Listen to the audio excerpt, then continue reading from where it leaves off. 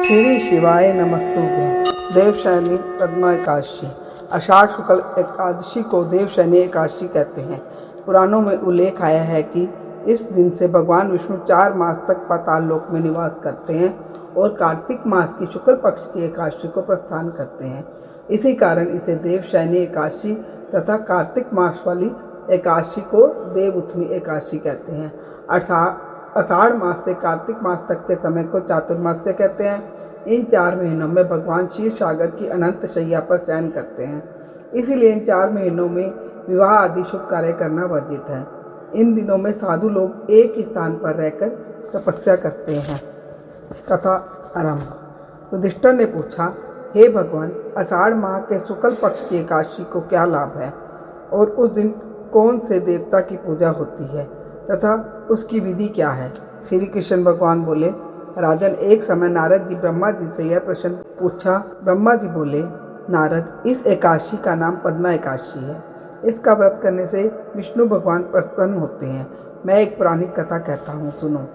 सूर्यवंशी मानधाता नाम का एक राजऋषि था। एक समय उस राजा के राज्य में 3 वर्ष तक जल नहीं बरसा, जिससे राज्य में अकाल पड़ गया और प्रजा अन्न की कमी के कारण अत्यंत दुखी रहने लगी। एक दिन प्रजा राजा के पास जाकर प्रार्थना करने लगी, राजन, समस्त विश्व की सृष्टि का मुख्य कारण वर्षा है। इसी वर्षा के अभाव से राज्य में अकाल पड़ गया है। अकाल से प्रजा मर रही है। राजन, आप कोई ऐसा उपाय बताइए जिससे हम लोगों का दुख दूर हो।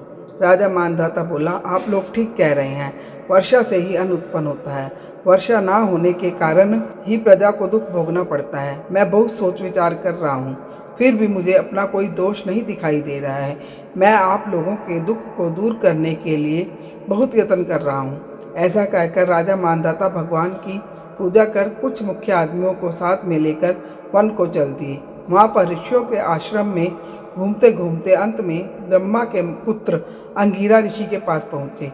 ऋषि ने पूछा, राजन, आप कुशल पूर्वक तो हैं? आप इस स्थान पर कैसे आए हैं, सो कहिए।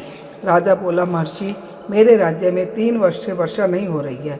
इससे अकाल पड़ गया है और प्रजा कष्ट भोग रही है। प्रजा के कष्ट को दूर करने के लिए कोई उपाय बताइए। ऋषि बोले, राजन, यह सतयुग सब युगों में श्रेष्ठ है। इसमें धर्म के चारों चरण सम्मिलित हैं, अर्थात इस युग में धर्म की सबसे अधिक उन्नति होती है। इस युग में ब्राह्मणों को तपस्या करना तथा वेद पढ़ना ही मुख्य अधिकार है। परंतु आपके राज्य में एक शूद्र इस युग में तपस्या कर रहा है। इस दोष के कारण आपके राज्य में वर्षा नहीं हो रही है। यदि आप प्रजा का भला चाहते हैं तो उस शूद्र को मार दीजिए। राजा बोला, मुनीश्वर, मैं उस निरपराध तपस्या करने वाले शूद्र को नहीं मार सकता।